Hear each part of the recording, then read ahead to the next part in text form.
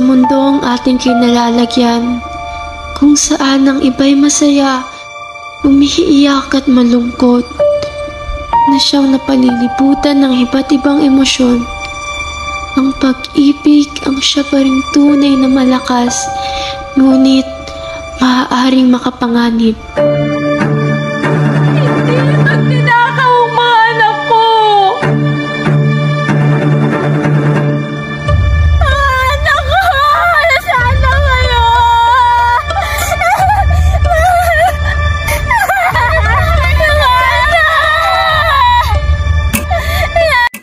Ikaw lamang, Crisostomo Ipara.